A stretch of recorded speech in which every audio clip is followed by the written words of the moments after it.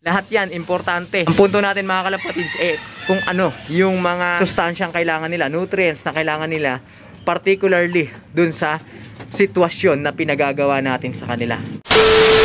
Good morning sa inyo mga kalapatids. Welcome back dito sa ating tambayan, Chocobolo TV. At gaya nga ng ating pinag-usapan sa nakaraang episode kagabi, sa araw na ito, mag-a-adjust tayo sa patuka sa ating mga alaga.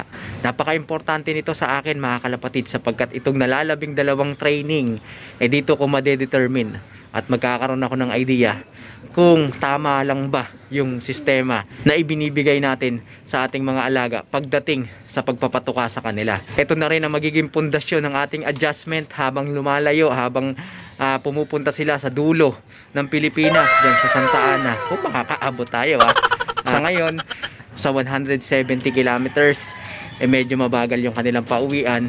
Kaya titignan natin kung may magagawa pa tayo, tulungan silang bumilis sa liparan. At kung wala na, hanggang doon na lang talaga, wala tayong magagawa mga kalapatids. Kaya samahan ninyo ako sa episode na ito. Sa mga hindi pa nakapag-subscribe dyan, mag-subscribe na kayo. Hit nyo na ang notification bell para nang sa ganun updated kayo sa ginagawa nating kwentuhan. Ayan mga kalapatids, pasado alas 9 na, tanghali na naman akong umakyat dito sa ating mga alaga. Dahil nga masama yung ating pakiramdam. Ang ganda na ng panahon mga kalapatids, pero yung pakiramdam ko, ganun pa rin, masama pa rin mga kalapatids. At inuubo-ubo tayo ng konti. Pero kahit papaano naman kaya na nating bumangon. So ito mga ibon natin, nakatitig na sila sa atin. Ayan nangangalabit na to si Angel. Oo, teka lang, pakakainin na natin tong mga to. Pero bago yan, bago ko kayo bigyan ng pagkain, syempre walang tatamad-tamad. Lipad muna kayo mga ibon ko. Ayan, sige, labas. Ayan, 6 yung ating ibon. At expected ko na hindi yan magtatagal mga kalapatid. Mamaya bababa na rin yan habang nandyan sila sa labas. Eto mga kalapatids, hindi na muna tayo maglilinis, masama pakiramdam natin, excuse muna tayo dyan. Handa ko lang yung patuka para mapag-usapan na natin yung adjustment natin gagawin. Marami kayong matututunan dito mga kalapatids, kaya tutok lang sa ating ginagawang kwentuhan. Ayan mga ibon natin Yan na sila mga kalapatids, ilang ikot lang, wala pa yatang 5 minuto nagbababaan na yung ating mga alaga at talagang naghahanap na sila ng patuka. Gutom na yung ating mga ibon.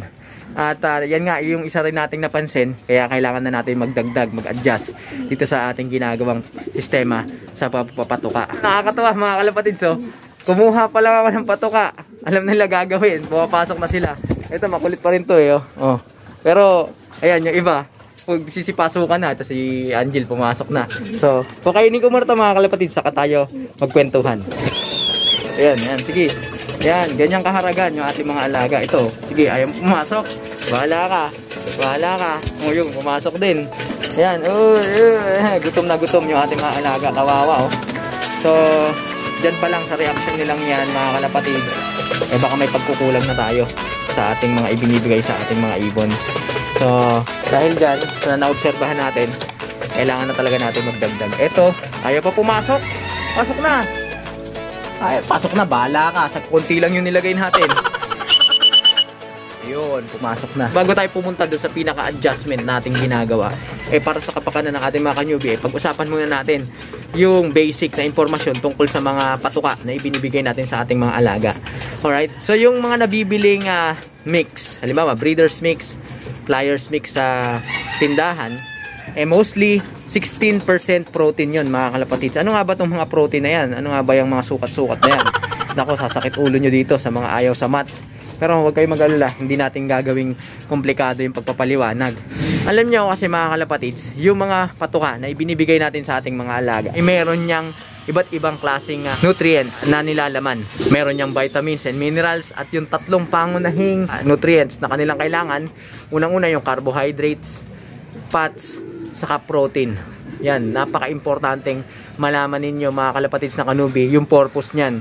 Kaya natin to pinag-uusapan kasi kapag nalaman ninyo mga kalapatids na kanubi, maiintindihan nyo kung ano yung talagang pangangailangan ng ibon nyo. Makakagawa kayo ng sarili nyong diskarte pagdating sa pagpapatuka, depende doon sa sitwasyon o kalagayan ng ibon ninyo. So pag-usapan na natin yung 3 pangunahing nutrients Bukod sa vitamins and minerals, unang-una dyan mga kalapatids, carbohydrates yan. Saan ba yung carbohydrates na yan? Ito yung nutrients na nakukuha nila sa mga patuka. Pagka na-digest na ng kanilang digestive system, nahalo sa dugo yung carbohydrates na nutrients na yon, at yun ang magiging pinakalakas, energy, pinaka-fuel ng ating mga ibon. Kalumilipad yung mga yan, yun na yung direktang nagagamit ng ating mga ibon sa liparan. Carbohydrates. Ano-ano yung mga butil na mayaman sa carbohydrates? Ayan, yung mga mais, yung parang palay, yung barley, at kung ano-ano pa. Alamin ninyo kung anong nutritional content ng mga patuka na ibinibigay ninyo sa inyong mga alaga. Ikalawa mga kalapatids, yung fats. Alright? So, para saan ba tong fats na to? Para mabilis nyo maintindihan, ito yung parang nagsisilbing power bank ng ating mga alaga. Okay? Halimbawa, lumilipad sila ng malayong liparan. Tapos, hindi na enough o hindi na sapat yung kanilang lakas na nandoon sa kanilang mga dugo, na which is provided by the carbohydrates na binibigay natin sa kanila. So, ang gagawin ng katawan, yung mga nakastack na fats, normally, dumidikit yan sa kanilang mga muscles, nai-stack yan.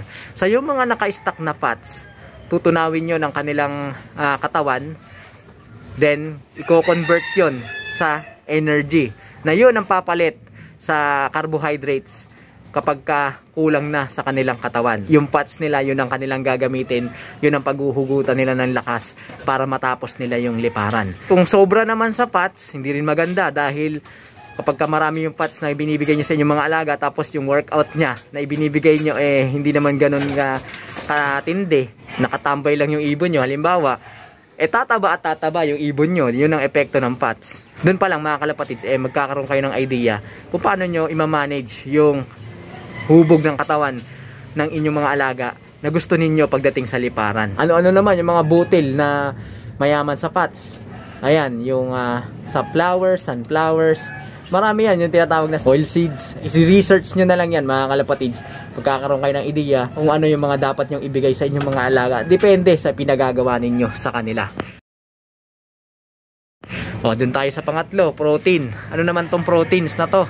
Ito yung kailangan ng sustansya ng ating mga ibon para ma-maintain yung maayos na hubog ng kanilang pangangatawan. Repairing muscles, halimbawa lumilipad sila, siyempre napapagod yan, yung mga muscles and tissue niya nadadamage. So yung protein na yun ang responsible para maibalik yung tamang kondisyon, yung tamang status ng kanilang mga muscles. Muscles development, muscle repair, at kung ano-ano pa. Kaya mapapansin ninyo yung mga ibinibigay natin dun sa ating mga alaga na breeders, mayaman sa protina. Alright? Tsaka yung mga naglulugon, yan, para makapag-produce sila ng mga amino acids na ginagamit dyan sa kanilang mga balahibo, kailangan mayaman sa protina yung mga ibinibigay natin sa ating mga ibon. Pagdating naman sa liparan, let's say malayo talagang liparan, at yung ibon natin naubos na yung kanilang carbohydrates na nasa kanilang dugo, na yun ang pangunahin nilang ginagamit sa liparan, tapos yung fats nila wala na, umimpis na, kumbaga naubos na rin. So ang gagawin ng kanilang katawan mga kalapatid, yung protein na naka-stack sa kanilang katawan, yun ang gagamitin naman nila, i-convert nila into energy. Medyo komplikado lang ang proseso nun sa pagdating sa katawan nila, at hindi rin efficient na gamiting energy sa katawan nila. Kumbaga yun yung pinaka last resort nila, emergency energy na lang nila mga kalapatids. Kaya kung yung ibon nyo hindi naman siya ganun ka-active, hindi naman siya rumoronda, tapos hindi rin naman breeder, hindi rin naman naglulugon, hindi rin maganda yung sobrang dami ng protein mga kalapatids, kasi tataba at tataba lang din yung ibon nyo. At yung isa pa, pagdating sa liparan, yung protein mga kalapatids, medyo mahirap yan i-digest. Pero isang kagandahan dulot ng protein naman, hindi rin ganun ka gutumin yung inyong mga alaga. Kapag meron silang sapat na protein sa katawan, kahit walang laman yung butsi niyan, hindi yan makakaramdam basta-basta ng gutom. Ano-ano naman yung mga butil o yung patuka na mayaman sa protina? Ayan, alam nyo yan, yung mga peas, mga kalapatids, mayaman sa protina yan. Makikita nyo dun sa breeder's mix, halos sa puro bilog-bilog yung naroroon. Dahil nga kailangan ng ating mga alaga yun sa pag-develop ng itlog. Sila na may nagsusubo para makapag-develop sila ng crop milk. Tapos dun sa mga inakay nila para sa muscles and feather development. So ngayon naintindihan nyo na yung mga basic information na yan, madali na kayong makakagawa ng sarili nyong pamamaraan, diskarte, kung paano ninyo gagawin sa inyong mga alaga. Depende nga dun sa pinagagawa ninyo sa kanila. So sa atin, nakita nyo naman yung ating mga alaga, panglipad, at medyo malayo-layo ng distansya. Medyo dinagdagan ko sila ng pots dyan para kung sakasakaling kapos yung sa carbohydrates nila, meron silang mahuhugot ng lakas. Pero teka, baka may nag-iisip sa inyo, bakit nung linggo nagpakain tayo ng sobrang loaded, mga kalapatids? Kasi nga doon natin nire-replenish lahat ng nawalang nutrients doon sa kanilang katawan, at yung mga sira-sirang muscles nila doon natin nire-repair, mga kalapatids. Kaya binibigay natin once in a while, once in a week, yung lahat ng pangangailangan ng ating mga alaga. Gusto nating linawin, mga kalapatids, na lahat ng vitamins and nutrients, tsaka yung carbohydrate and fats na binanggit natin, lahat yan importante para mamalaging malusog at nasa kondisyon yung ating mga alaga. Ang punto natin, mga kalapatids, kung ano yung mga sustansyang kailangan nila, nutrients na kailangan nila, particularly dun sa sitwasyon na pinagagawa natin sa kanila. Alright, panubi, sana may naintindihan kayo dun sa ating mga pinagkwentuhan. Kung medyo naguluhan kayo, mag-comment na lang kayo, at panoorin nyo rin itong video na ilalagay ko dyan. Makakatulong din yan para lubos nyo maintindihan yung mga bagay na tungkol dyan sa ating pinag-usapan. So check nyo rin, mga kalapatids, yung video na yan para sa karagdagang kaalaman. Alright, mga kalapatids, so tignan natin kung anong magiging resulta sa ginagawa nating adjustment pagdating sa kanilang pauwian bukas. So abangan ninyo yung pauwian natin, kung magiging maganda ba yung performance ng ating mga ibon. Okay, tignan nyo, mga kalapatids, gutom na gutom pa tong mga to. Gusto pang humingi pero mamaya na, kasi normally ang ginagawa ko kapag may sampahan, kailangan masiguro ko na may sapat silang tubig, may sapat silang iniinom, at ginagawa ko, pinaghahati ko yung dalawang meal sa loob ng isang araw. Di ba, one day feed tayo. Hinahati ko yon, dinidivide ko into 2 feedings para matiyak ko na iinom uli sila sa kinahapunan, para pagdating sa truck, sa sampahan, hydrated at hindi magdadapo sa kung saan saan yung ating mga alaga, para makiinom sa kung saan saan. Alright? So yun, sana may nakuha kayong tips, mga kalapatids. At sa mga hindi pa nakapag-subscribe dyan, mag-subscribe na kayo, hit nyo na notification bell para updated kayo sa ginagawa nating kwentuhan dito lang sa ating tambayan. Mag-like, comment, share kung nagustuhan mo ang video at may natutunan ka, nakuhang kaalaman. At pakipollow ang ating Facebook page para sa tuloy-tuloy na kwentuhan, nakapupulutan ng mga kaalaman. Ano, mga kalapatids? Keep safe, God bless, hanggang sa muling pagkikita. Paalam. Mamaya ng hapon, mamaya na. Tama na muna yan.